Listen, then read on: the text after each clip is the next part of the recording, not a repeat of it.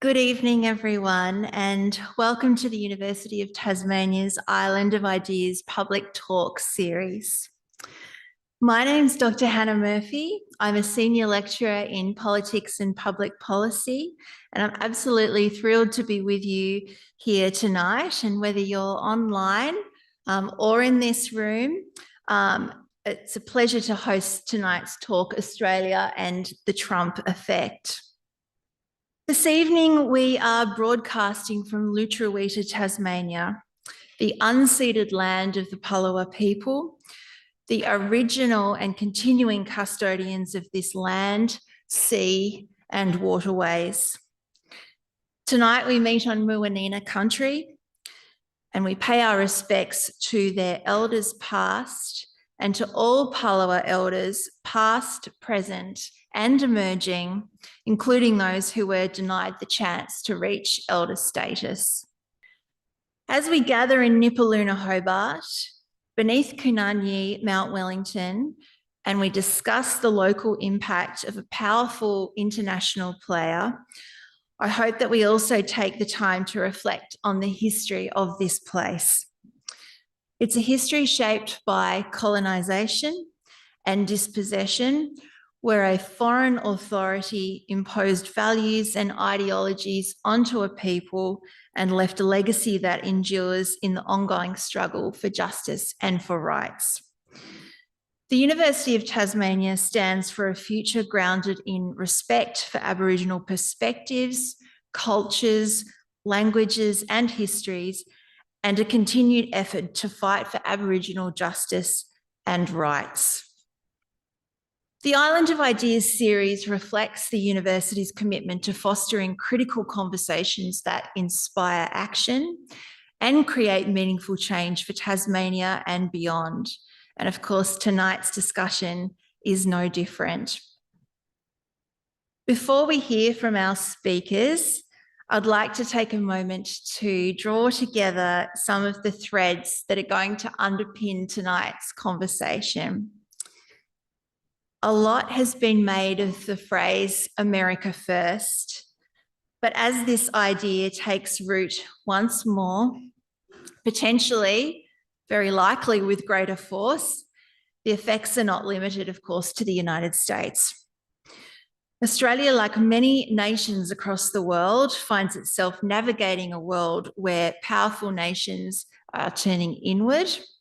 They're prioritising their own interests over cooperation and over global norms and over multilateralism.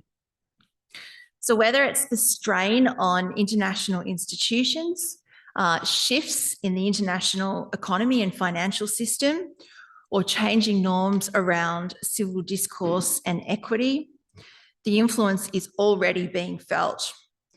So tonight, our panel of experts will explore these echoes from multiple perspectives. We're going to hear about the strategic dilemmas and global justice issues posed by international politics and defence partnerships. We're going to hear about the economic vulnerabilities exposed by global shifting allegiances. We're going to hear also about the consequences of undermining science and health cooperation at a time, as we know, of increasing global health threats. And we're also going to hear about the normalisation of hate speech and what that will mean for social cohesion. So these issues are no longer hypothetical, they are unfolding right now. So let me invite you to think about this as more than just something that is happening overseas. Instead, we want to consider the tangible ways in which these developments are already touching Australian lives and what might come next. It's now my pleasure to introduce the first of our four speakers this evening. A regular contributor to local and national media, you may have heard his familiar voice on ABC radio. He is a senior lecturer in international relations at the University of Tasmania. He's currently researching the history of the laws of war and new forms of international criminal justice. He's the former chair of the Tasmanian Red Cross International Humanitarian Law Committee. Please welcome Dr. Matt Killingsworth. Thanks so much, Hannah. Thanks for that very generous introduction. I want to use my time speaking today this evening to primarily engage with what prominent IR theorists Robert Cohen and the unfortunately recently departed Joe Nye have described as the end of the American century. And I've got a quote here from their recent essay in Foreign Affairs, and the essay is titled "The End of the Long American Century." The continuation of Trump's current foreign policy would weaken the United States and accelerate the erosion of the international order that since World War II has served so many countries well, most of all the United States. And so before I talk about or engage with this idea of the end of the American century, I think it's valuable to identify what the key characteristics of the American century are or were, depending on how you feel about these things. After which I'm going to explore the Trump effect on 4 topics: institutions, global justice, the misunderstanding of US soft power, and I'll finish with a few comments on AUKUS. And I'm going to link all of this back, while my focus will primarily be international. I'm going to draw some conclusions about what this might mean for the Trump effect on Australia. So the key characteristics of the long American century, as I've identified them, is the first of these is the post-war institutions created or at least molded or influenced by the United States. And these are the UN, obviously the North Atlantic Treaty Organization as well, the Bretton Woods institutions. I would include in those the Nuremberg and Tokyo war crimes tribunals. And I'm reminded by the famous quote from Henry Kissinger, who at the end of the Cold War noted, for the 3rd time in America's history, it had the opportunity to remold the world in its own image. So this is again, these institutions that have at their core democratic values, US-style capitalism at the heart of the long American century. The second characteristic of the long American century is economic dominance. The fact that the US dollar post-Second World War becomes the de facto global currency, and US-style capitalism becomes a predominant form of economic structure. The third aspect that I identified as being characteristic of the long American century was cultural influence. American culture, including its music, movies, fashion, and consumerism, spread worldwide, impacting global trends and lifestyles. My fourth one's a little bit more controversial. The spread of democratic ideals, and this is qualified. The US promoted democracy and free market capitalism as cornerstones of its foreign policy, influencing political systems in various parts of the world. Now, I am fully aware that this was often set aside during the Cold War when they were very happy to support dictatorships that served their own interests. But nonetheless, I do think this idea, at least it's in foreign policy statements, the support of democracies, and I think it's an important establishment of the American century, the long American century, especially post-Second World War. The fifth characteristic that I identified of the long American century was government philanthropy, US aid and humanitarian programs.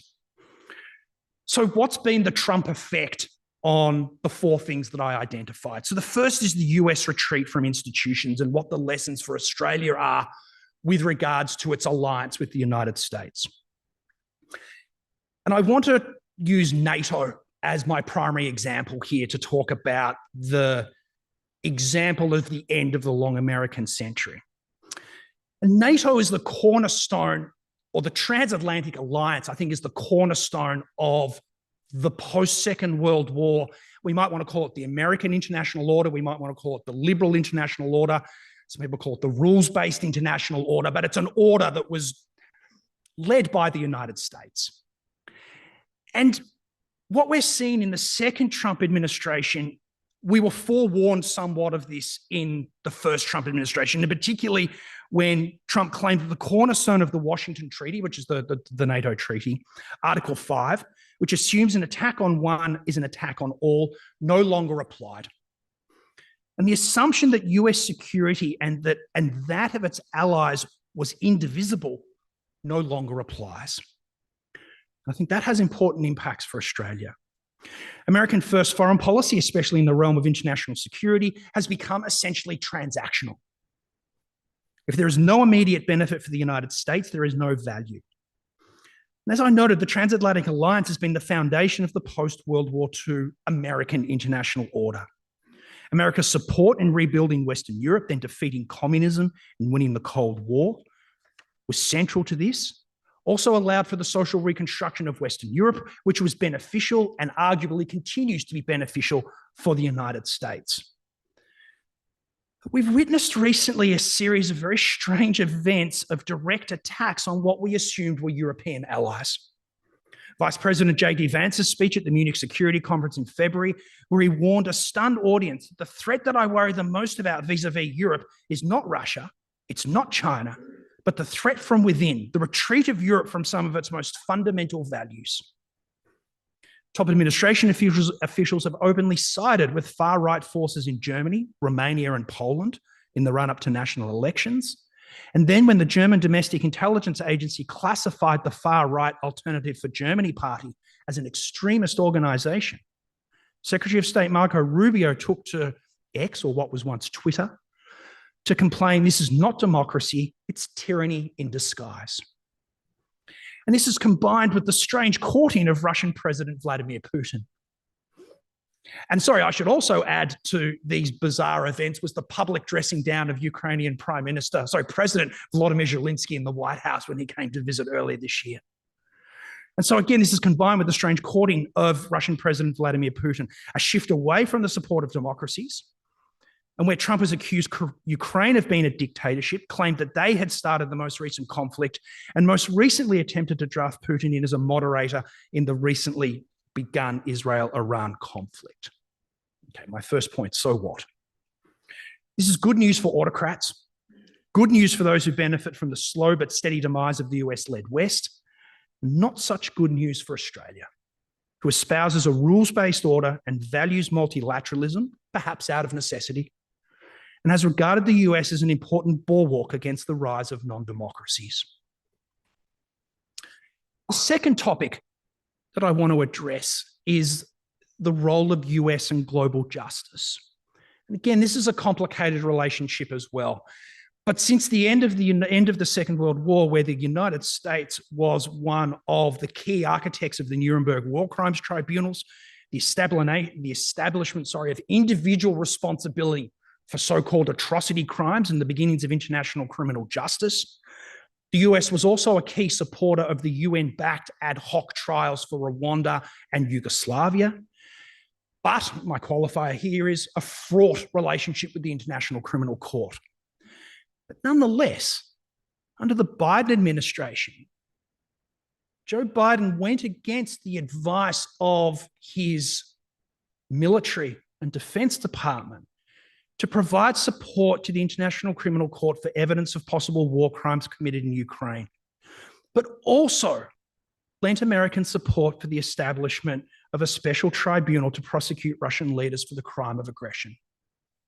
Since the election of Donald Trump in 2024, all of that support has not only been rescinded, but Donald Trump has put sanctions on the prosecutor of the International Criminal Court and has recently put sanctions on 4 of the judges of the International Criminal Court as well.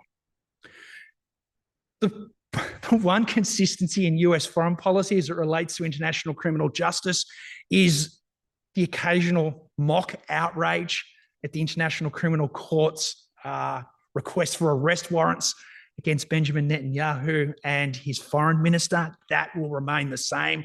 I don't think that will change anytime soon. But again, so what? This is good news for those who think powerful countries should be able to act with impunity. As it impacts Australia, I don't think this is clear, but I think it was interesting that there are suggestions that Australia's decision to sanction Ben-Gvir and Smotrich, the 2 Israeli members of parliament, 2 ministers, have been detrimental, and especially in Australia's efforts to reduce tariffs. But I think more importantly, it does represent a clear divide as it relates to values. All right, my third topic, and that's a misunderstanding of the value of soft power. I'm going to use the soft power definition as it's coined by Joe Nye. There's a little bit of Joe Nye in this presentation tonight. And for Joe Nye, soft power refers to the ability of a country to influence others through attraction and persuasion rather than coercion. Now, Nye is also very particular or adamant that the value of soft power is enhanced when it's used in combination with hard power as well. This is guns and bombs and economics. The two examples that I've got of a demise of US soft power relate to US aid and the shutting down of it and the shutting down of Radio Free Asia. So the United States Agency for International Development has long been a cornerstone of American soft power, fostering global development and humanitarian assistance since its establishment in 1961. US aid has been a pivotal tool in the spread of soft power, administering approximately 60% of US foreign assistance and dispersing approximately $43.79 billion of aid in 2023 alone. Its workforce of 10,000, with about 2/3 serving overseas, assisted around 130 countries. US aid's main official role has been to alleviate poverty, promote democracy, governance, and respect for humanitarian crises, to create a positive image of the US abroad. As a soft power tool, US aid fostered long-term relationships with other countries by training future decision makers and elites worldwide and creating business interdependence between the US and local companies. By dismantling US aid, the US risks losing a vital instrument of soft power. The agency's development programs have been instrumental in building goodwill and fostering alliances. Without these initiatives, the US may find it more challenging to influence global affairs through non-coercive means. And more recently, the cuts to not just Radio Free Europe and Radio Liberty, but also Radio Free Asia, which were largely funded to extend and promote US influence and combat authoritarianism in countries with limited or no free press, but also to promote democracy and respect for human rights. I imagine, to no one's surprise in the room, but the vacuum that has been created by the absence of Radio Free Asia has unsurprisingly been filled by China. Without the international broadcasting, the image of the United States and the Trump administration will be in the hands of others, including the administration's opponents and countries and people who consider the United States an enemy. Again, so what? Again, I've got another quote from Joe Nye. Trump is so obsessed with the problem of free riders that he forgets that it has been in America's interest to drive the bus. The failure to understand or appreciate the benefits of interdependence, the offering immeasurable value of soft power, and the Trump administration's trashing of it will prove to be entirely counterproductive. All right, my final topic is AUKUS. I don't know how much to talk about AUKUS. I appreciate that it's controversial. I think it's enough to say it's a trilateral security partnership between Australia, the United States, and the United Kingdom. Cancelling the agreement with France was controversial. I think it gave then Prime Minister Scott Morrison a chance to ally with Australia's historical great power defenders, the US and the UK. We know that the Trump administration is putting AUKUS up for review. And so again, so what? Scuttling AUKUS might be a good thing. But I think more pertinently is the realization, and again, this comes from the NATO example in particular, and the call most recently by US Defence Secretary Hegseth that Australia has to up its defence spending, is that the US is only going to help Australia if it's judged to be in America's interest to do so. And again, this comes from a quote from Mark Beeson. Recognising quite what an ill-conceived, ludicrously expensive, uncertain project AUKUS is, and just how unreliable a partner the US has become under Trump, might be a useful step on the path to national strategic self-awareness. So this might present an opportunity for Australia to consider the dilemma that it's created for itself of an economic reliance on China and a security reliance on the United States. So my brief and somewhat pithy conclusion is this. America First is not only harmful to the international order, it's also harmful to America's interest in the long term, and it's cause for Australia to reassess its place in the world. Thank you. Thank you so much, Matt. It's absolutely fascinating to hear about the allowing of soft power to dissipate in this way, despite all of the advantages that Matt has talked about that it conferred on the US. And will we ever see the submarines? We don't know. Our next speaker hardly needs an introduction. He's one of Australia's leading economists with over 40 years' experience advising governments, investors, and the public. Most recently, you might have heard or read about his independent review of the state's finances here in Tasmania. He often contributes to media and policy, offering insights into shifts in Australia's economy, drawing on a career spanning treasury, banking, and independent consultancy. Please welcome Vice-Chancellor's Fellow at the University of Tasmania, Saul Eslake.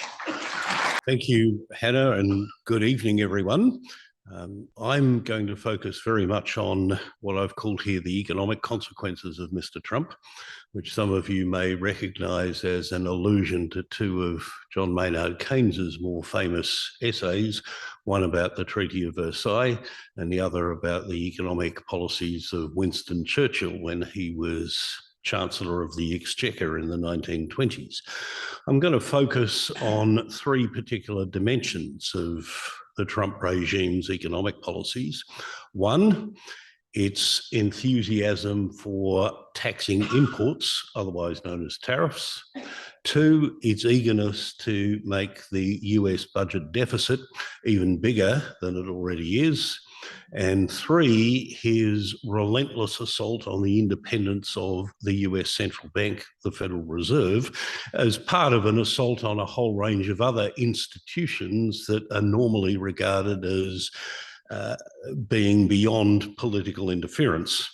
And as some of you who've been to my presentations before will know, I'm going to show a lot of slides. I'm going to run through them fairly quickly, but you will be able to look at them at your leisure on my website or on the Island of Ideas website afterwards.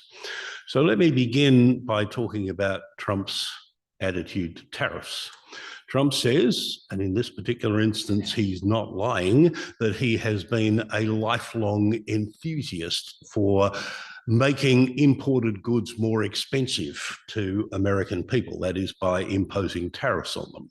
And famously on the 2nd of April, on what he described for reasons best known to himself as Liberation Day, he outlined enormous increases in tariffs on almost every country in the world, including some places that aren't countries and that don't have any people living in them. I'll return to that later. But on average, what he had proposed up to the 2nd of April amounted to taking American tariffs back to their highest level since 1909, higher even than the notorious Smoot-Hawley tariffs of 1930, which, although they didn't cause the Great Depression, certainly put the Great into what might otherwise have been a fairly ordinary depression by historical standards. Of course, as we are now familiar with the Trump regime, just because he announces something with regard to tariffs or anything else doesn't mean to say it's going to stay that way very long.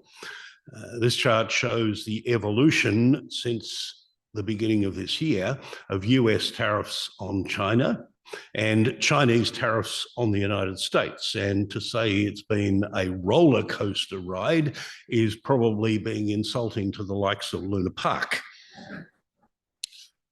One of the consequences of this extraordinary, chaotic way in which tariffs have been imposed and then unimposed and deferred and then reimposed is to create an enormous amount of uncertainty about economic policy in general, about trade policy in particular, and even about monetary policy, that is, interest rates. And I say that because, on the one hand, since tariffs intentionally raise prices and thus cause at least a one-time increase in inflation, you might think that the likely response of the central bank would be to put interest rates up. But it's also possible that disrupting trade in the way that tariffs are meant to do, and indeed the uncertainty associated with whether tariffs are going to apply to what goods from which countries at what rate for how long, could lead to a downturn in economic activity, in which case the appropriate response of the central bank would probably be to cut interest rates. So nobody, least of all the Federal Reserve itself, as it's likely to say at about 3 o'clock tomorrow morning our time when it meets to consider whether or not to lower interest rates as Trump wants them to do, they don't know what they're going to do. And so it's not surprising that neither does anybody else, including the Reserve Bank here in Australia with regard to Australian interest rates. The uncertainty isn't confined to the United States, of course. It is pervasive around the world. And that is important because we know that in the face of extraordinary uncertainty, businesses will put off taking decisions about, in particular, investment and employment.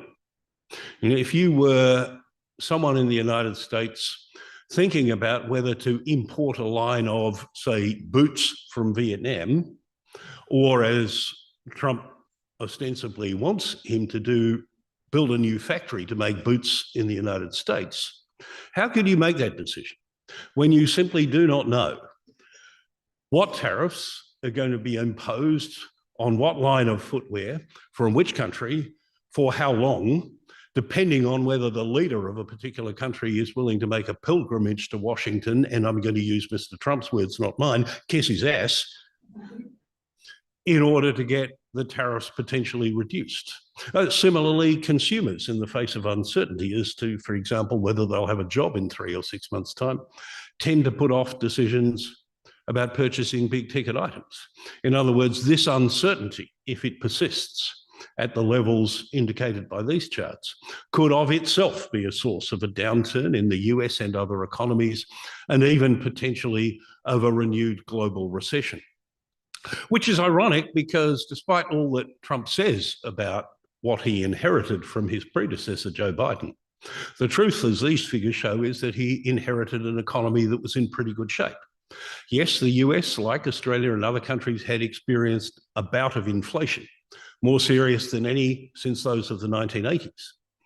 But it had been brought under control at remarkably little cost in terms of economic growth or unemployment. Unemployment in particular remaining close to historic lows, allowing the Federal Reserve to reduce interest rates by a full percentage point in the last 4 months of 2024.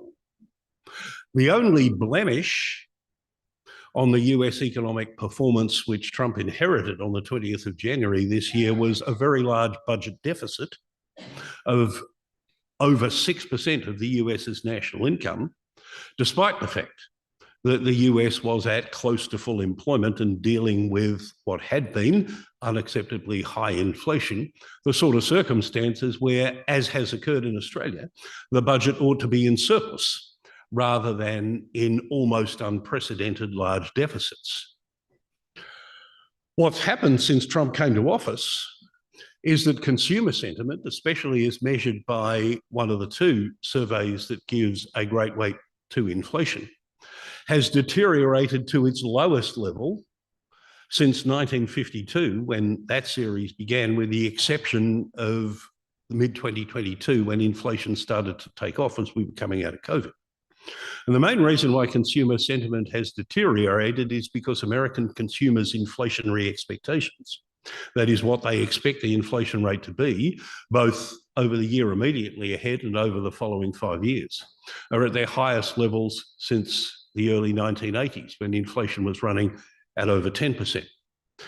And what I particularly hope you'll notice is that longer term inflation expectations have moved up far more in the last 3 months than they did during the recent bout of inflation.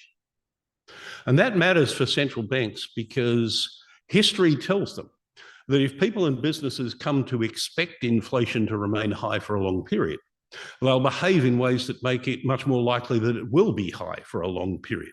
Businesses will tend to put up prices, not just simply to recoup the impact of cost increases that have occurred over the past 12 months, but also to try and get ahead of the cost increases that they expect to occur over the next 12 months. And similarly, workers, if they can, which they're more likely to be able to do in an environment of low unemployment, which is also more likely if you succeed in booting out between 1 and 8 million workers, as Trump has pledged to do and is now attempting to do.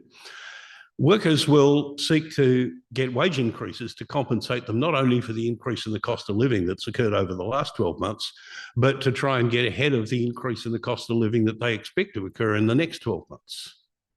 And central bankers also know from history that if inflationary expectations do become entrenched in that way, it will take much bigger increases in interest rates than the ones that occurred over the last 2 years to wring that out of the financial system, as occurred in the US in the 1980s and here in Australia in the 80s and again in the early 1990s.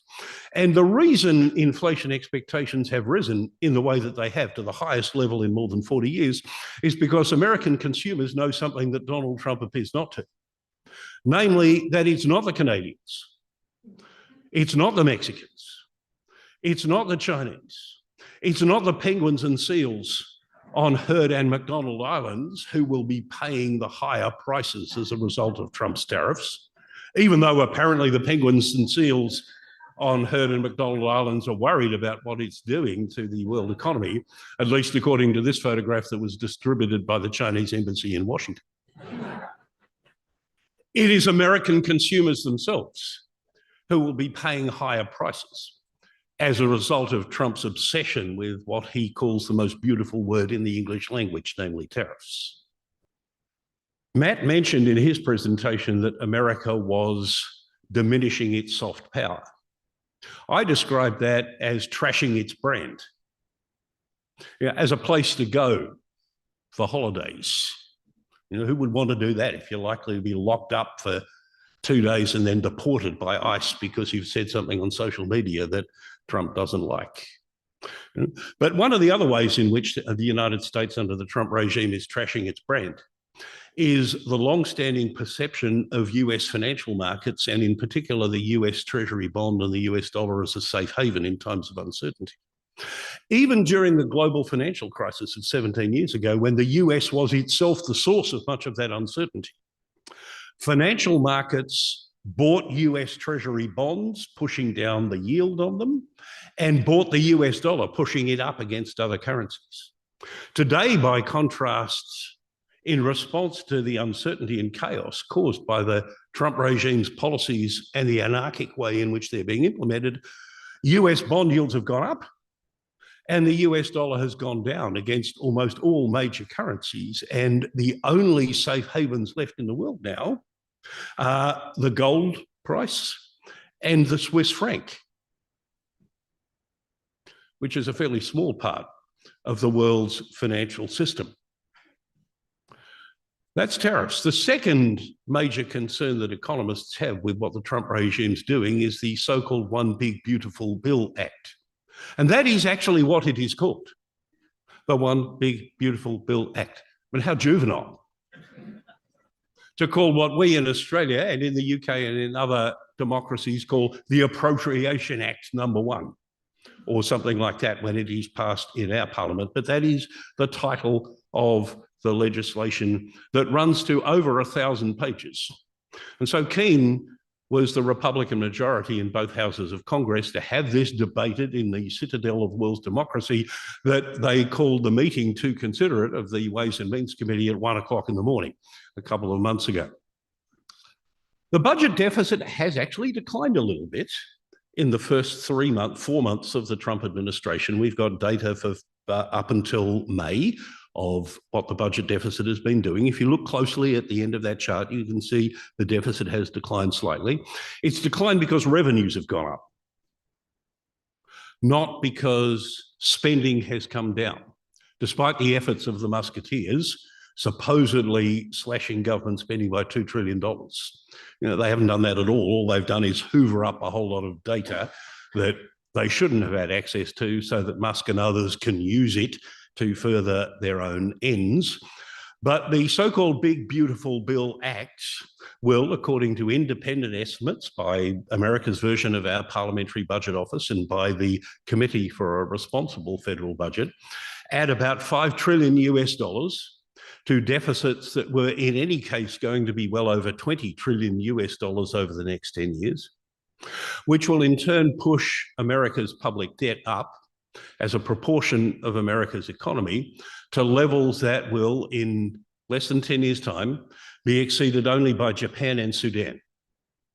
Nice company for the world's supposedly most important economy and safest financial markets to be keeping. Japan, okay, and Sudan. Critically, the US is about to cross an important threshold where the rate of interest on government debt, on treasury bonds, will exceed the rate of growth in nominal GDP.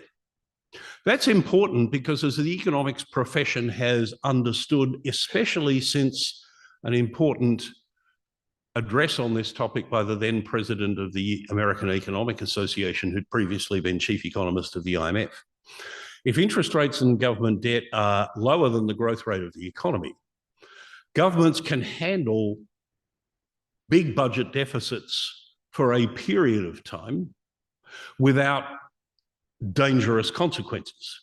And that was important in accepting large budget deficits during the COVID pandemic, without which we might have had a Great Depression. And as Obsfeld pointed out at the time, if you look over history, through most of it, interest rates actually have been lower than the growth rate of the economy. It hasn't been very often that the reverse is true, but now it is. In its most extreme format, this is what blew up Greece 13 years ago, when interest rates rose to, on Greek government debt, over 20%, while the Greek economy actually contracted significantly. In those circumstances, public debt can explode upwards. The US has public debt in excess of 100% of GDP now.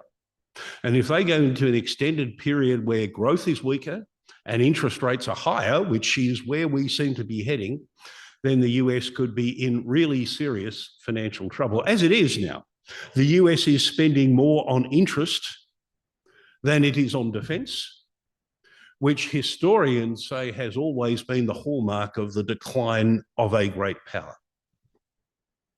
And then there is Trump's unrelenting assault on the independence of the Federal Reserve. It's been the accepted wisdom in developing and developed economies around the world now for more than 30 years that politicians should not interfere in the setting of interest rates, because everybody knows that politicians do not want interest rates to go up when there is an election around the corner, which means, given how often elections are held, and I'm not talking about Tasmania specifically here in this context, that it will be impossible for the central bank to set interest rates at levels that would keep inflation under control. Despite which, almost every second day, the President of the United States has had appalling things to say about the chair of the US Federal Reserve. Can you imagine any of Australia's prime ministers or treasurers saying about Ian Macfarlane, Glenn Stevens, Phil Lowe, despite the mistakes he made in promising to keep interest rates at record low until 2024 at the earliest, or Michelle Bullock, the kind of things that Trump says about Powell? Powell's term isn't due to expire until May of next year, and he has said that he will resist any attempt to push him out of office, which is good, but it does make you worry what sort of person Trump will appoint to replace Jerome Powell when his term does expire in about 12 months' time. And that's yet another thing undermining international confidence in the US financial system and in the US dollar and the US Treasury bonds as bulwarks of the international financial system. So what does all of this mean for Australia? Well, the direct impact of Trump's tariffs on Australian exports will be relatively small. because the US accounts for only about 5% of our exports, less than, in particular, China, which accounts for about 36% of our exports, but also Japan, Korea, the Southeast Asian nations, the members of ASEAN, and Hong Kong. Of course, we shouldn't be subject to any tariffs at all, because we are one of the few countries with which the US actually runs a trade surplus. And the surplus which the US runs with Australia is the second biggest, after the Netherlands, of all the countries with which it does run a surplus. Using the formula that underpinned Trump's so-called Liberation Day tariffs, the ones that put 10% on Heard and McDonald Islands, we should have been subjected to tariffs of minus 107%. That is to say, the US should have been subsidising imports into the United States from Australia, which obviously they weren't going to do.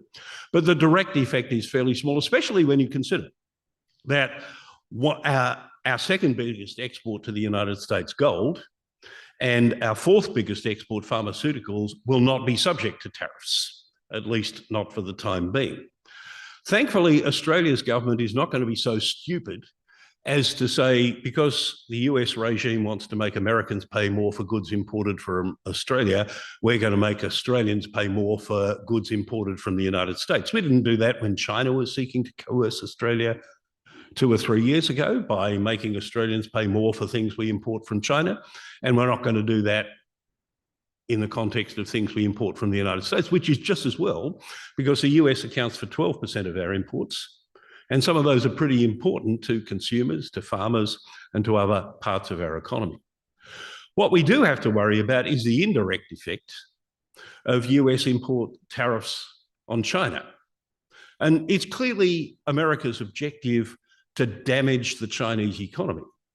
And according to well-sourced reports, one of the things that Trump is expecting countries making the pilgrimage to Washington to perform the act of obeisance that I described earlier is that those countries will, in exchange for getting lower tariffs on their exports to the United States, agree to divert trade with China. Now, that would be a very serious challenge for Australia because, as I said before, China takes 36% of our exports, which in turn represent over 8% of our GDP. Just as we're one of the few countries that runs a deficit with the United States, we're one of the few countries that runs a trade surplus with China. In fact, our surplus with China is the second biggest of any of the nations that have any significance with China.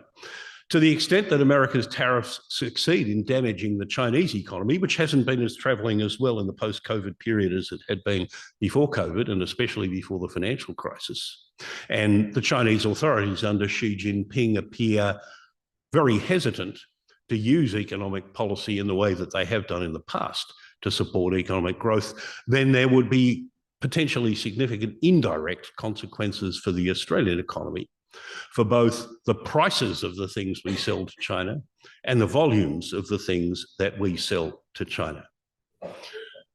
I mentioned before that one of the other consequences of the Trump regime's policies, both the ones that push up inflation, the ones that push up the budget deficit, and the ones that undermine confidence in the US Federal Reserve, America's central bank, will be higher, not lower interest rates. Higher short-term interest rates in the US don't have any bearing on the Reserve Bank's official cash rate, and hence on the interest rates that Australians pay on their variable rate mortgages. But higher bond yields, higher long-term interest rates in the US do, as you can see from this chart, have a very significant influence on Australian longer-term interest rates. So higher US bond yields do mean higher interest rates on fixed-rate mortgages for Australians, if they choose to have them. And perhaps importantly in this context, it means higher interest rates on government debt, of which we in Australia and we in Tasmania have increasing amounts by historical standards. So there is a direct link between what's happening in the US government bond market and the interest rates that our federal and state governments will be paying on the debts which they have. The other thing I wanted to mention about the so-called Big Beautiful Bill that has an implication for Australia is that Section 899 of it, there are more than 1,000, but Section 899 of it says that the US government shall, impose a tax initially of 5%, rising each year by 5 percentage point increments to a maximum of 20% on income earned in the United States by citizens and businesses from countries whose tax policies the United States doesn't like. You know, it is a form of bullying that would be directed against, in Australia's case, our proposal to consider a digital services tax, potentially the goods and services tax, and any other measure that Australia's government might take, which the US decides it doesn't like. And this matters for Australians because Australian superannuation funds are very overweight the United States. You know, most Australian super funds have over 40% of their assets invested overseas, and more than half of those are in US share and bond markets. And that has been good for Australian investors over most of the last 10 years because, as many of you will know, the US stock market has significantly outperformed stock markets in other parts of the world. But that's less likely to be true under the Trump regime, especially if the US dollar goes down against other currencies, including the Australian dollar, because converted into Australian dollars, things denominated in US dollars will be worth less than they otherwise would be. So this element of the so-called One Big Beautiful Bill Act is a direct threat to ordinary Australians via its impact on their superannuation funds. For me, however, and this is where I'm going to conclude, the real important message is about the American people themselves. The American people elected Donald Trump as their president, knowing full well who and what he was, which arguably they didn't in 2016. And they didn't fully know who he was in 2020 because he hadn't launched the insurrection against the outcome of the election that he didn't like when the 2020 election was held. The American people chose a convicted felon, a self-confessed sexual predator, a racist, a narcissist to be their commander-in-chief. And that tells us something very profound about the American people. It tells us that they're not the same people that saved the world from fascism 80 years ago, or who over the following 45 years stare down Soviet communism, the two most evil ideologies that the world has ever known. They're not the same people that John Curtin turned to in 1941, free of, as he said, the pangs of our allegiances formerly to the United Kingdom. The American people of today are not the same as those on whose behalf John F. Kennedy pledged 64 years ago to bear any burden and pay any price in defense of liberty. They're not the same people as Ronald Reagan was representing in 1987 when he stood in front of the Brandenburg Gate and said, Mr. Gorbachev, tear down this wall. The American people of today are people who want walls built to keep out not just foreign goods and foreign people, but foreign ideas. And for Australia, that means they are not our friends. They are not our allies. We cannot trust them, and we shouldn't rely on them. We need, as Matt said at the end of his presentation, to think for ourselves, particularly to think for our place in this part of the world, rather than allowing our thinking about all of those things to be dictated by a declining and increasingly erratic regime, which was freely chosen by the people who put him there. Thank you. Thank you so much, Saul. It's really significant there that we're able to break down some of those confounding aspects of the tariff and other economic policies coming out of the US and what it means, I guess, for our relationship as people in Australia with people in the US. Tonight's next speaker is a professor and chair of general practice at the University of Tasmania, a senior member of the Menzies Institute for Medical Research and an adjunct professor of epidemiology and preventative medicine at Monash University. His research interests are around large-scale clinical trials in cardiovascular disease, prevention, and healthy ageing. He's also a general practitioner at Lindisfarne. Please welcome to the floor Professor Mark Nelson. Yeah, so I'm not typically a political person. In fact, I avoid public utterances on politics. And the reason being, it's a bit selfish. I've been doing public good research, clinical research, looking at therapeutic outcomes for about 30 years. And what's very important in that, when you want to sample the whole population, you want representative samples in your trials to make them generalizable. And people do change behaviours by their political affiliation. So I don't like to put people off. I want everyone to volunteer for the sort of public good research that I do. What I'm going to cover over the next few minutes are how international medical research work, especially around the development of new therapeutics, the things that make advances for prevention of heart disease, treatment of cancer, etc.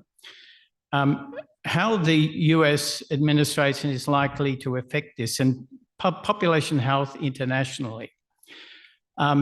It's very difficult to follow exactly what's going to happen because it is so chaotic, as been mentioned by other speakers. And this is a little bit anecdotal. It's about my world experience of traveling to the US over many years seeking funding. And I'll tell you why we sought funding from the US. I really, when I look at the MAGA thing, I go back to during the Cold War, there was something called MAD, which was mutually assured destruction, is that when everyone had nuclear weapons, they said, well, nobody will use them because once you launch it, it wipes out everybody. So that is MAD. And I thought that's a pretty good acronym because I don't think it's, what they're doing isn't going to make, at least from the point of view of medical, is not going to make them great again. It's actually going to make them diminished. They will, their productivity, their ability to attract the best and the brightest from around the world who want to go and work there will diminish. And especially with their attitude towards foreigners, people from the outside.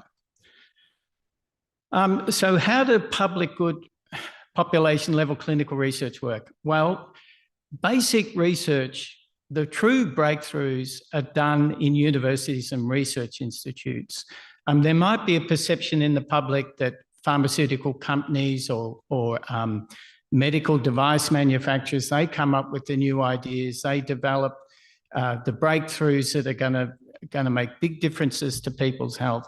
It doesn't happen. It happens in your universities, it happens in your medical research institutes. That's where the best and brightest come up with new ideas.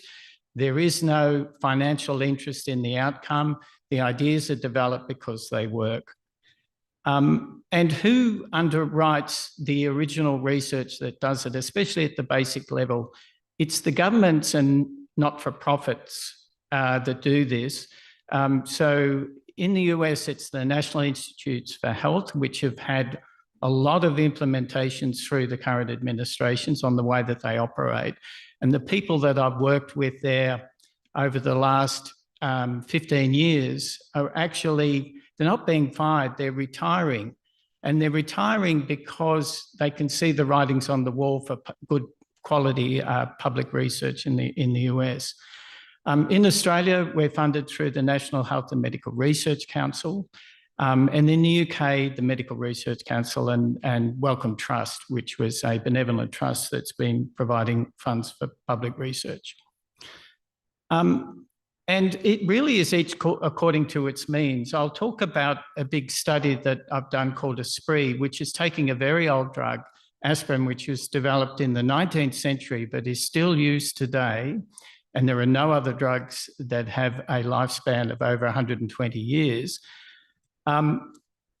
The US is the biggest economy, so they're the biggest supplier of public funds. The National Institute for Aging provides sort of 10 times the amount that other equivalent public funders do. So if you really want to do something on a grand scale that's going to give you very hard evidence that will improve public health, that's where you go.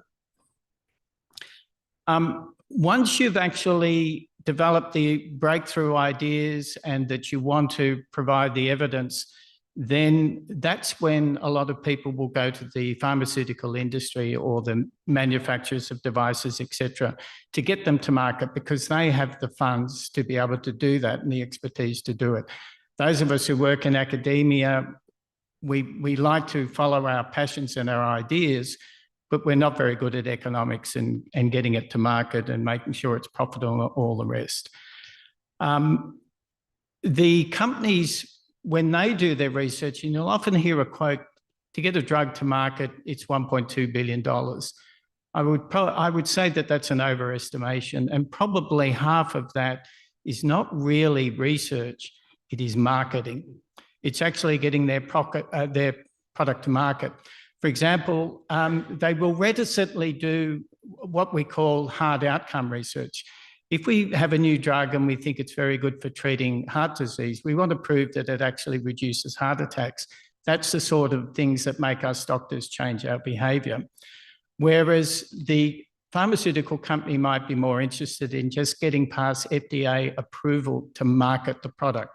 That's all they want to do, is get it to market. And then they will use advertising, flim-flam, promotion, etc., to get people to either write prescriptions or to purchase it over the counter. It's interesting that the US has a premium on the cost of medications, in spite of the fact that an awful lot of these companies are based in the US, and it is because they are based in the US that they can lobby the government to make them pay much higher prices, typically 2 to 20 times what we pay here in Australia for our pharmaceuticals. Now, the Esprit study that I told you about was, it was an N of 20,000. So we had 20,000 people. It was funded primarily from the United States. I wrote a protocol for this in 2001. Originally was funded by the National Heart Foundation, then the National Health and Medical Research Council here. We got the biggest grant ever. But when we got the grant from them, I said that we could only get enough to show that we've got the imprimatur of the peak research body in Australia to get the funds we need to do it, because this study cost $50 million US to run. And we got a grant of $3.5 million, which for the NH and MRC was the biggest grant ever. But we could use that to leverage and go to the National Institutes for Health, and they gave us the money and we could do it. So what was the big advantages for the US? Well, as I said, this was a study involving 20,000 people. 16,500 of them were in Australia, and the rest were in the US. And the funds were divided equally between us. So we saw, 7 or 8 times the number of people than the US did. So what did the US get out of it? They got a cheap study, because it's much cheaper to conduct research in Australia with our universal healthcare, distributed doctors, the fact that everyone gets access to general practitioners, and having a really advanced primary care healthcare system like we have in Australia, where everyone has access to it. I know you'll complain you've got to wait 2 or 3 weeks, but compared to the US, where a lot of people are uninsured and you would put $400 US up front before anyone would be interested in seeing you. So these are the people that we've been contributing with, and we were so successful in doing this that we got another $50 million to follow up on some unexpected findings. We actually found the good thing about doing public good research is we're disinterested in the result. Remember that I said, I don't make money off aspirin. And we actually found that when we gave people aspirin, that there was an increased risk of them dying of cancer, which was totally unexpected. We thought that aspirin would prevent cancer. And we went on to follow them everyone for 5 years to see if that persisted over the long term. We'll be publishing that shortly. You do see that there is one name in there, that's Bayer AG. Bayer AG were the people who funded Felix Hoffmann, who patented aspirin in 1897. It's a German company. They gave us the product, but they're not going to put in $50 million because aspirin costs cents a day. There's not a big profit in for them. We relied on public good research sources. The other thing that's happened has been the attacks on the universities, which you see they're starting to resist because they thought, well, if we cave over, they'll give us our grants and all the rest of it. But grants are being far more directed now with political outcomes. And the universities, one of the good things that you as a public should protect is that free exchange of ideas, and the fact that we work in a university and we're trying to develop ideas that will benefit the public. And when people say, oh, you know, you live in an ivory tower, and I always say, well, if I work full-time in clinical practice, I would make so much more money than I do doing public good research. It is to do with passion, curiosity, and looking for public health outcomes. And once you start getting people telling you what you can and can't do, then you lose all that innovation. So I mentioned for the US, we may actually benefit from this in Australia when the best and the brightest will want to come here rather than going to the US. But there will be a downturn in new investigators to develop and test clinical interventions, instead going for contract research for regulatory purposes rather than clinical outcomes. So what I mean is that all the scientists will no longer be able to get funding to develop new ideas. They will just do contract research to do the 5th or 6th drug that's similar to one that's already on the market, because that's the way pharmaceutical companies do it.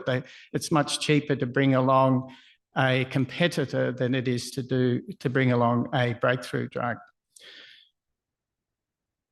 The other thing is that when we develop interventions, usually we know that there's some pretty good basic evidence that they work, that they have a biological activity.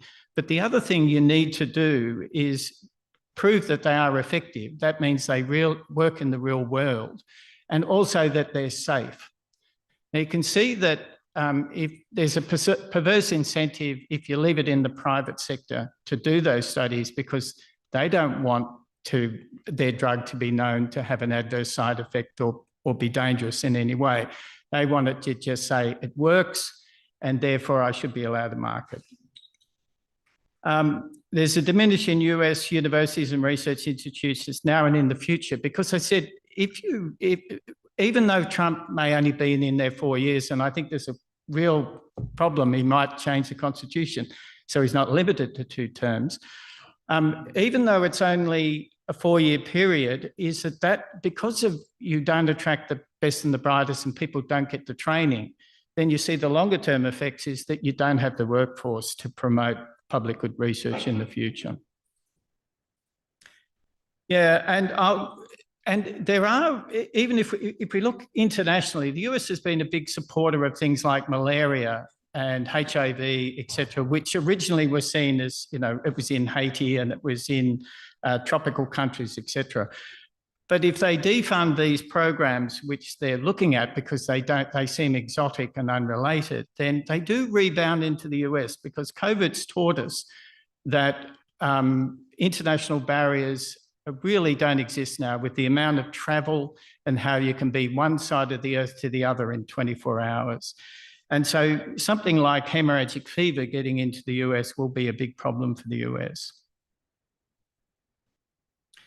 Yeah, so I've spoken about anecdote and possible future effects of what he's doing, but I think there are some lessons in the way that the US managed COVID versus Australia. And I'll just show you this. This is a really good website where you can make up your own, you can get the original data and do your own. And this is a comparison of the United States versus Australia during the COVID.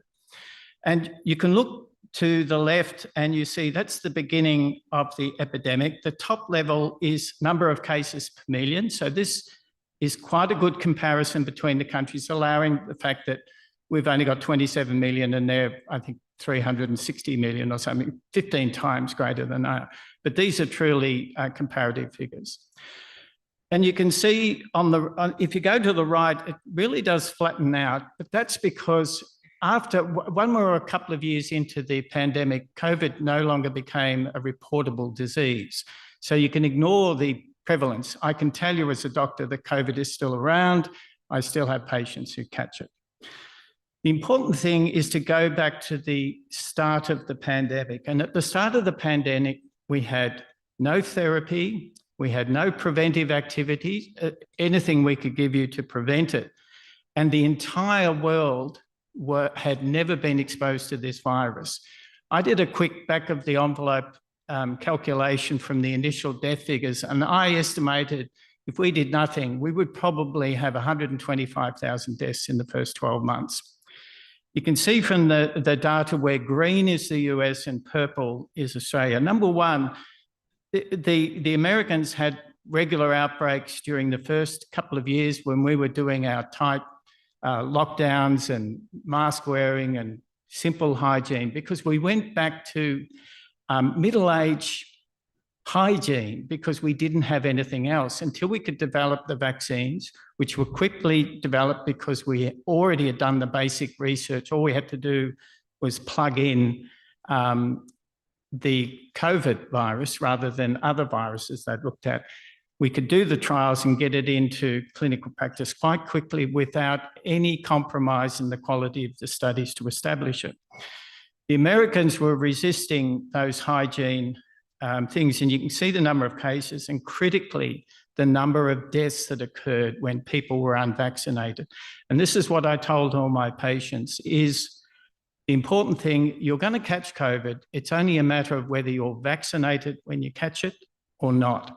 Your death rates will be much higher. And the figures here show that. So over that first period, before we had vaccinations, the Americans had about 1 million deaths. We had 2,000. And if you multiply 2,000 by 15, you don't come up with 1 million. So the approach by the Australian, you can see that when we did finally open up again, is that we got a lot of cases, but this was in a vaccinated population and the number of deaths remained low. And you can see the peak occurred later on, and it predominantly was people who are 85 and above who had multiple health conditions. There's a perception that COVID was never going to kill the young. That's just not true. The death rates would be much lower in the young, but because there are a lot of young people around, you would still have deaths in the young, and that would be the real tragedy. All right, so why did this happen? So there are population differences between us and the US, which may, and I think it's more to do with individualism versus communitarianism. I think we in Australia versus the US, we're far more looking after each other and considering ourselves as a community, because really, if you were young and fit, you really had to protect your grandmother because she was the most likely person to die of it. There are geographical differences. Australia is an isolated continent, so we could be far more effective in isolating the country from international exposures. But I think really important was the political response.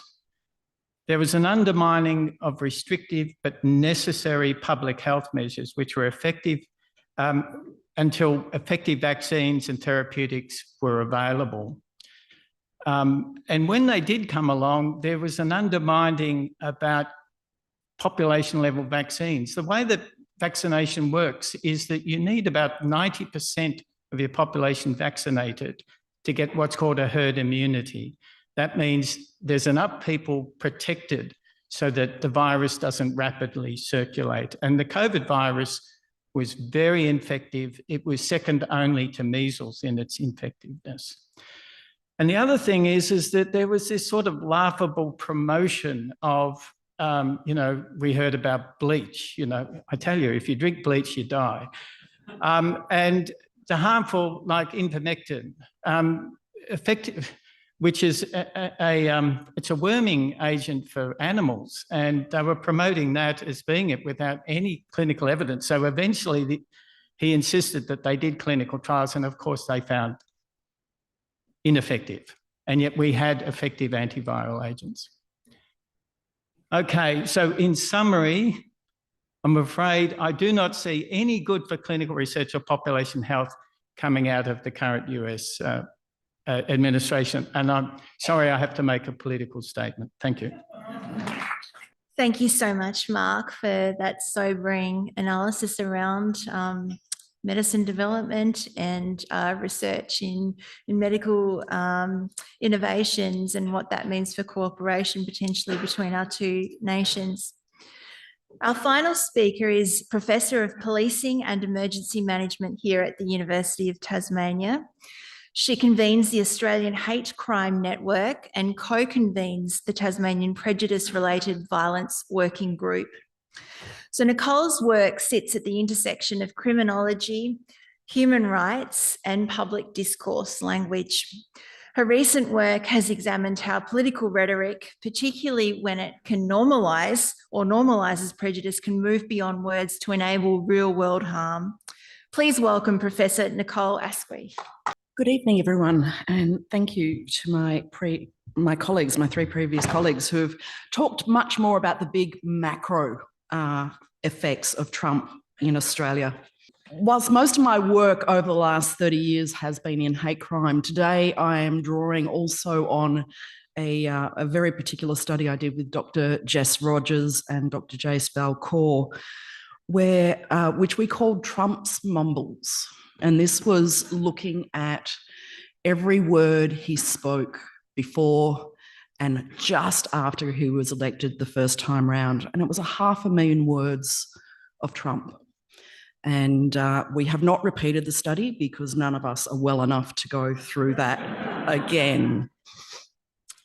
So I'm drawing a bit on my hate crime research, but also on that Trump's Mumbles research. So we have all heard it, mostly from our parents after a bad day at school. Sticks and stones may break my bones, but names will never hurt me. Yet imagine, just for a minute, the worst name you have ever been called. Think about what was said, by whom, in what context, and the impact it had on you. And I just want you to sit with that for a little while, because I'm going to come back to that later on. Now imagine being called that name with such regularity and from so many people that not only do you start to believe it yourself, but that others begin to believe it too.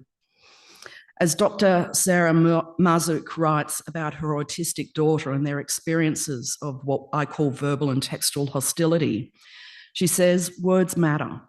They pierce through tender flesh and vital organ, causing pain as dazzling as the ruby-hued blood that trickles from an open wound. They can never be unspoken, and no matter how hard we try to assume the mantle of nonchalance, some words may never be forgotten, because words matter. Despite the rhetoric of the US's First Amendment absolutism, speech is not free. Speech is, in fact, incredibly costly, and the cost is borne disproportionately by those with so little power to change the impact of that speech. Me and colleagues like myself are often remonstrated for seeking to limit or regulate the words that wound us. We are told that only when speech is allowed to flourish in the marketplace of ideas that the best and most robust and most evidence-based ideas are those that are most traded.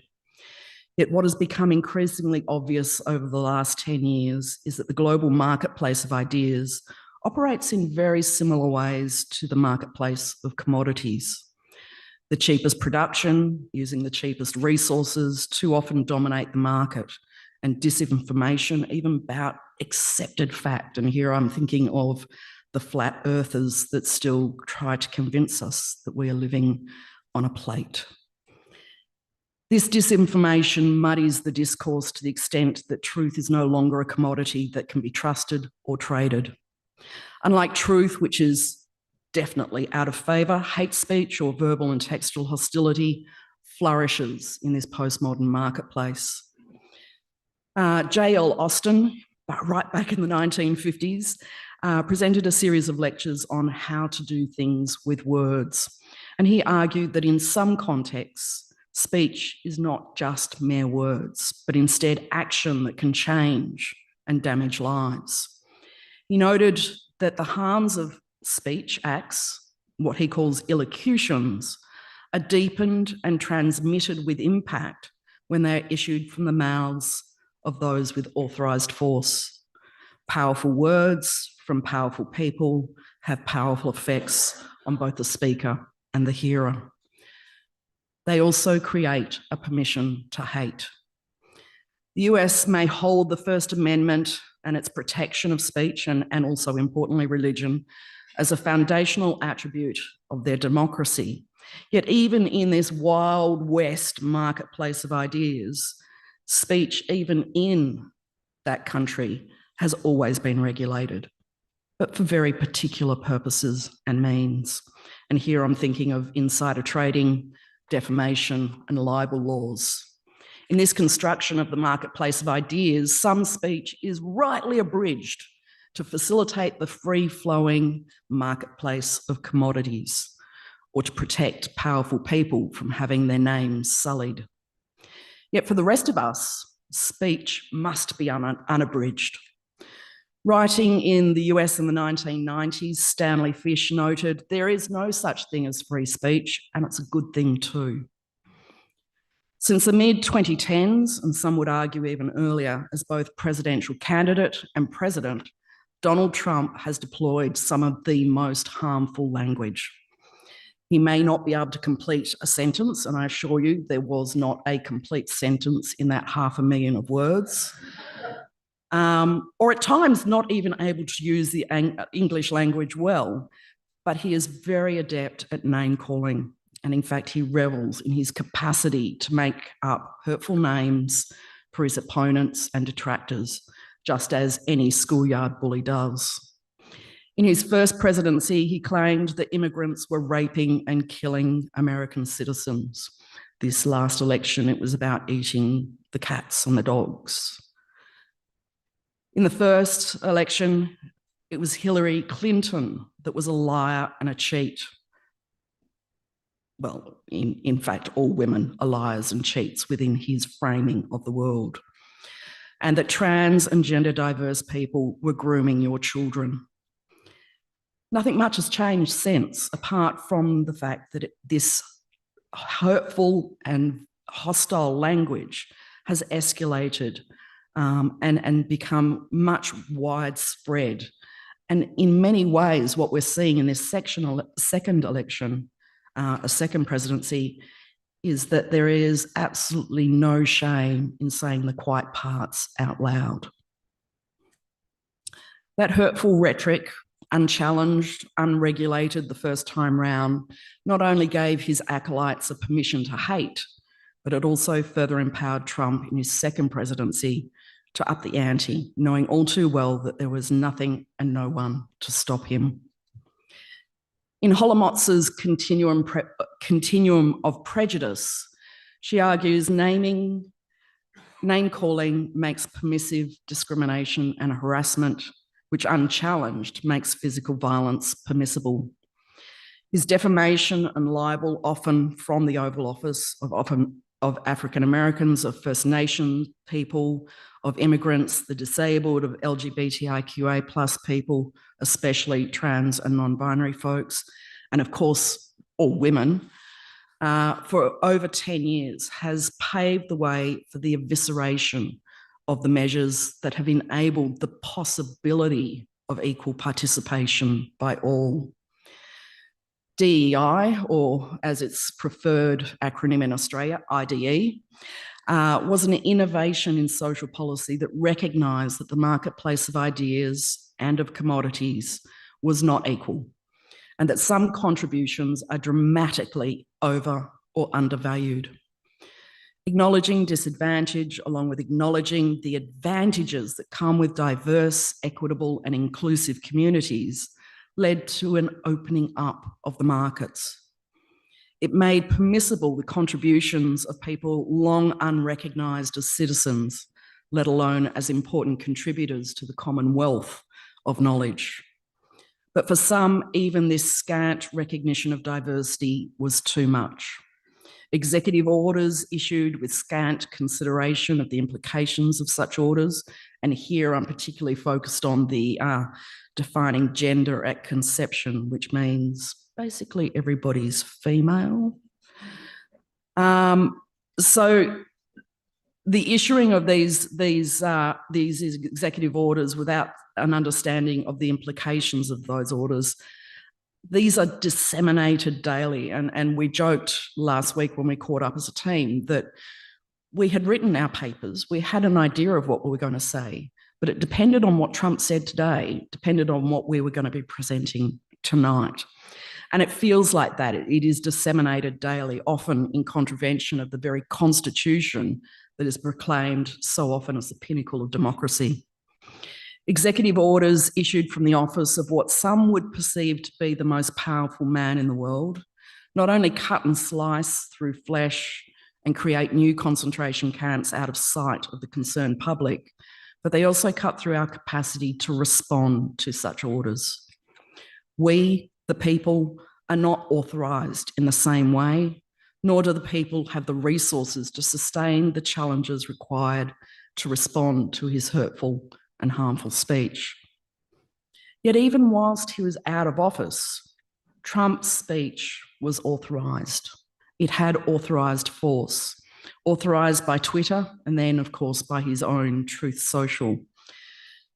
The Oval Office, or in fact any high office of state, is no longer a requisite for name-calling and permissive hatred to flourish.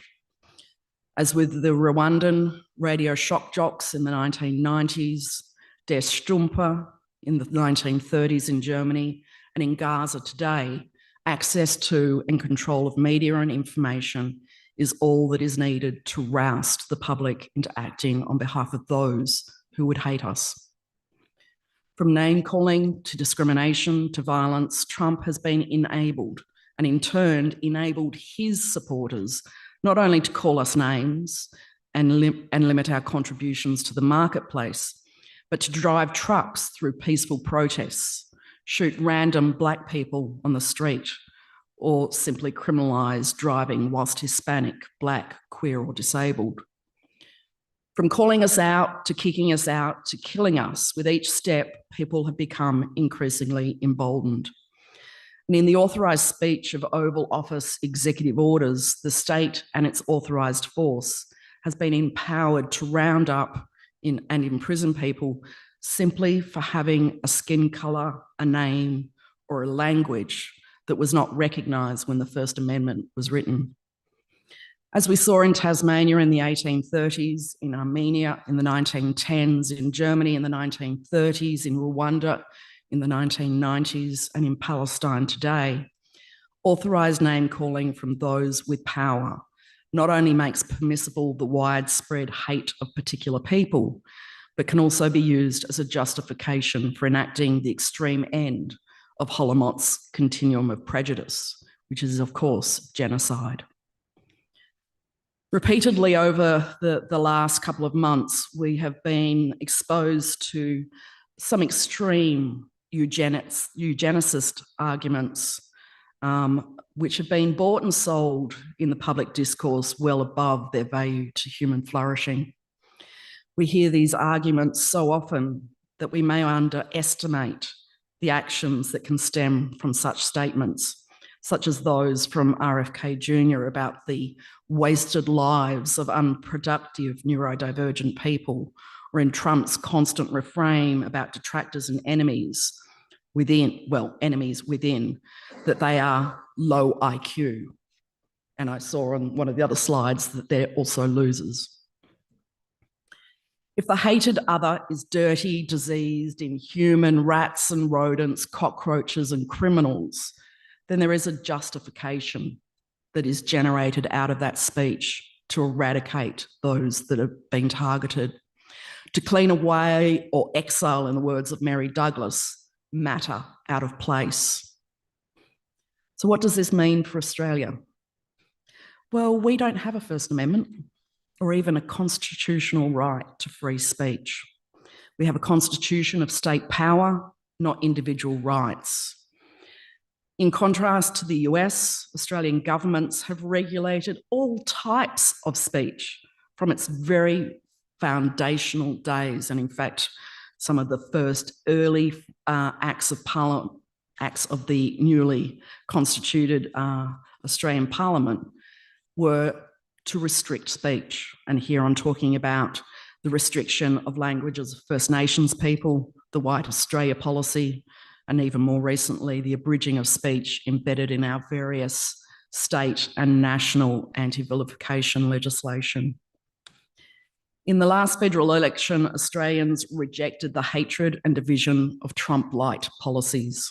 We elected more women and more people from communities that have been historically marginalised and disenfranchised. We rejected the politics of hate, and yet the Trump effect lingers. Not explicitly in the authorised words of our politicians and lawmakers, though there are some, but in the global marketplace of social media. National borders can no longer, if they ever could, regulate the names that we are called. Privatised and instantaneously available words that wound circulate and recirculate until the truth of our lives become gotcha moments in the threads of social media posts. What is said cannot be unsaid. Its damage cannot be undone. And as with a name that hurt you so much that you can still remember it today, these names cut through flesh and make marks on our bones, some of which are lethal. We can dismiss the ravings of what we might perceive to be an unhinged president, but others do not do so. Long after he is impeached or removed from office democratically, I hope, the circulation of hate will continue unabated. Enemies within will be doxed and swatted by keyboard warriors, and some lives will become increasingly precarious. Some will be stuffed back into closets, others permanently removed from voter registration lists and from the borders of the nation state, and their contributions to the marketplace of ideas will again be undervalued. There is no such thing as free speech in Australia, and it's a good thing too. It's a good thing because it provides guardrails that ensure that whatever is said in the coming years in the US or online worldwide, we in Australia have mechanisms that can abridge speech and limit the harm. Abridging harmful, lethal, and dangerous speech is a good thing, as it provides limited protections so that the speech of those who have had no say in our foundational values can begin to safely contribute to the marketplace of ideas. Thank you. Thank you so much, Nicole, for your presentation and a reminder about the role of language, that it's never neutral, and that those in power and their words can have really significant consequences. We're now going to shift to the next stage of the talk, and we're going to have some time for questions. So what I'll do first, perhaps as we figure out who would like to raise a question in the room, I'll just have a look at a couple of the questions that have come through online. And perhaps these are more comments at this stage than questions as such. But Peter has made the observation that his feeling, his interpretation from the presentations, and particularly from Saul's presentation, is that the Prime Minister, the Australian Prime Minister, would not benefit from meeting with President Trump in the next few days, that it would not lead to any kind of financial gain and it could diminish us.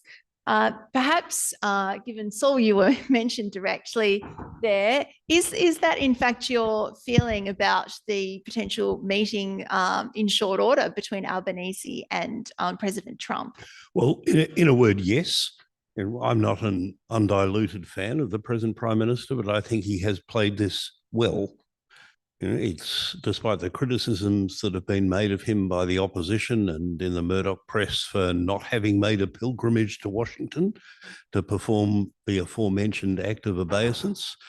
Those who have done it don't have much to show for it.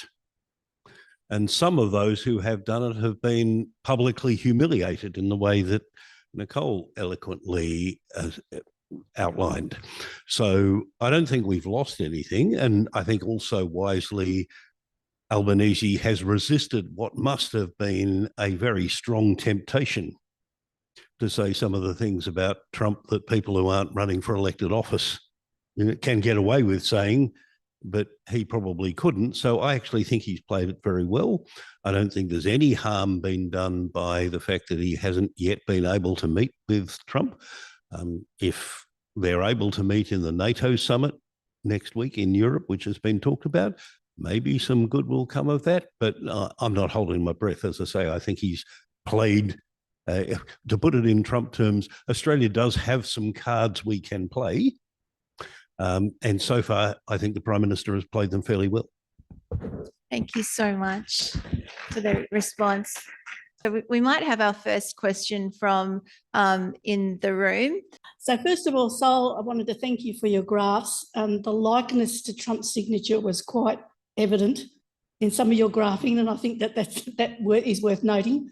But my question is more to the point about how we see us going forward on a political, economic and a social way forward.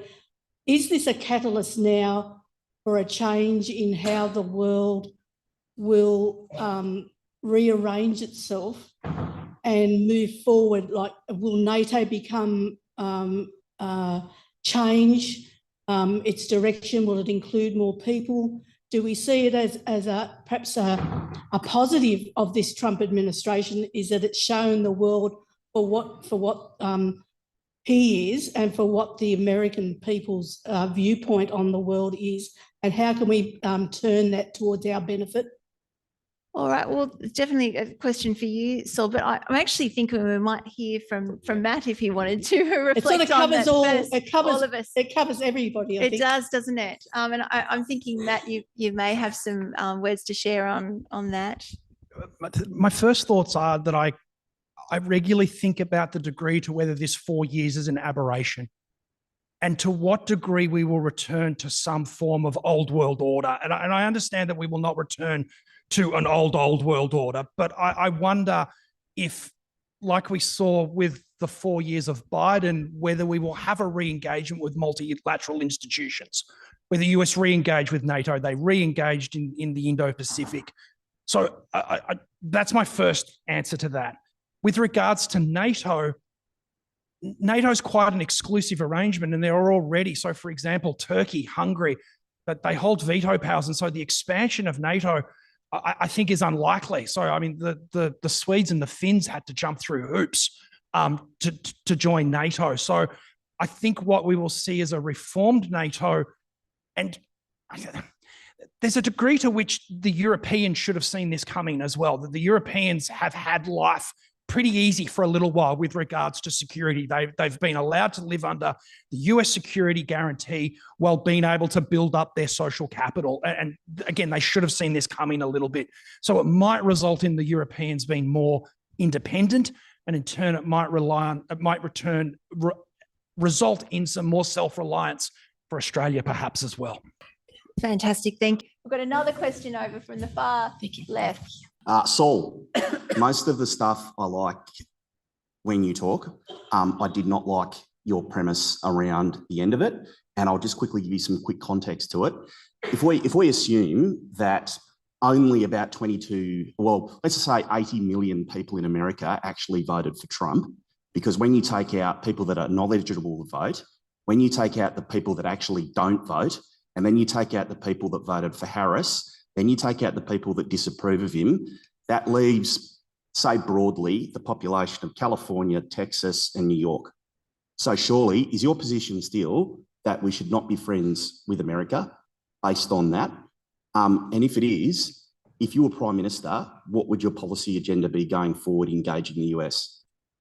Some brief comments, perhaps from Saul first, and then we might go to the others, because I'm actually interested in Mark's idea about this, about what it means for cooperation in regards to health and funding in this context. But Saul, would you have some brief comments in response? Well, I'll try and be as brief as I can. I mean, Trump won the election under the rules under which American elections are conducted, and he won it more convincingly than he did in 2016 when he didn't win a majority of the popular vote. And he didn't win it in 2020 under any interpretation of the rules, although he struggled to accept that. But I guess the point is that compared with what Matt said, that I think unless Trump succeeds in suborning the 22nd Amendment, he'll be followed by Vance. Biden kept Trump's tariffs and doubled down on them in some cases. He maintained Trump's hostility to China. And I think that is going to continue as well. And, that's why I say I think the lesson for us is, we can be friends with America if we want to. My point is that we should not assume that Americans are friends of ours. And we shouldn't trust them and we shouldn't rely on them. I don't think we should provoke or antagonize them, which is why I said I think that the present Prime Minister is, playing the cards he has fairly well. But I think it's important that Australia, perhaps for the first time in our existence as a supposedly independent nation, makes up our own mind about what is in our strategic interests and economic interests and other interests as a nation, and pursues that independently of what we used to think of as great and powerful friends. That probably means recognizing that our economic interests in our relationship with China in particular are very different from those of the United States and European nations. And perhaps we have more in common with some of the other countries in our region who are also not starry-eyed about China or about the United States.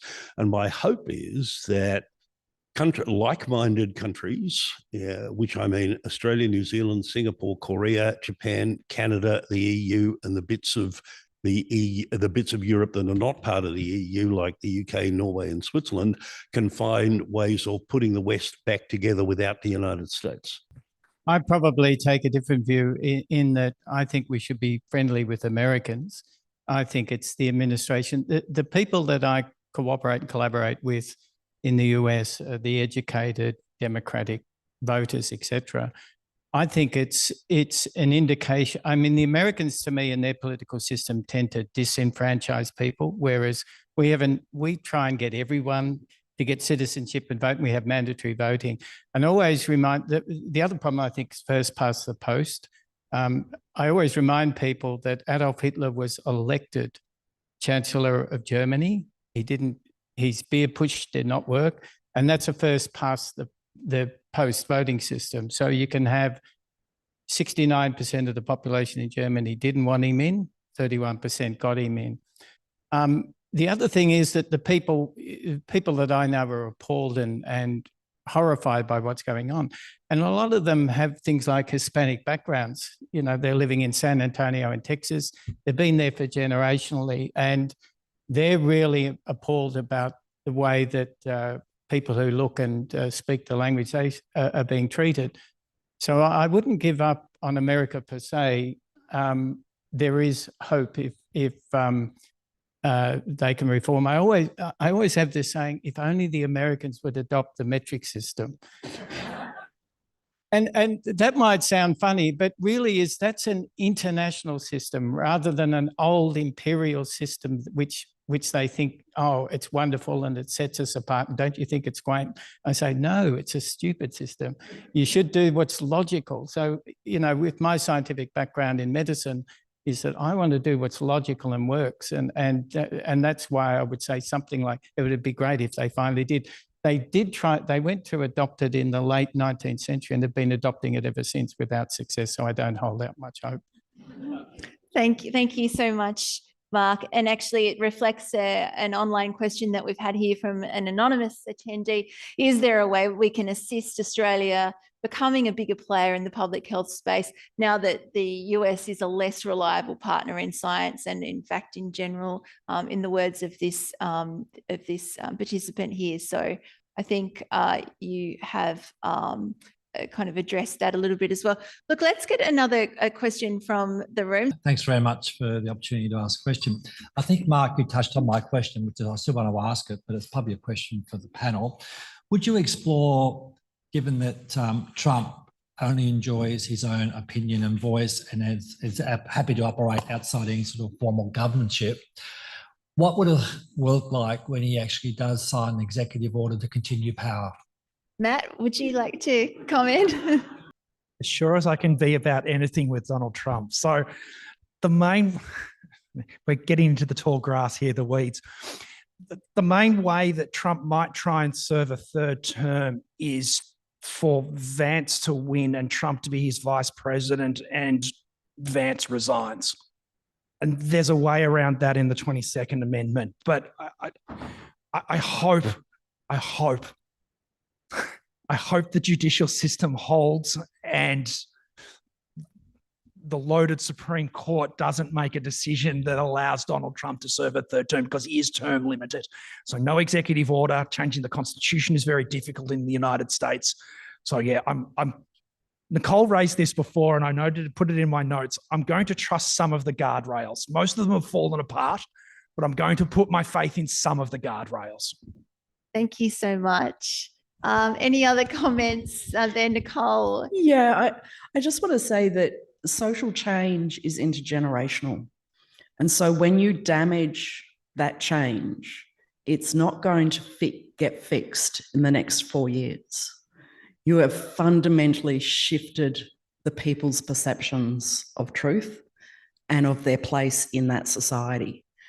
So even though people keep saying it's only 4 years and possibly it might be forever, but 4 years is a huge time when people's lives have been so diminished. And I think of all of my trans colleagues in the US who have reverted back to their sex at birth because it is no longer safe to be trans, that it is physically no longer safe, that people are dying.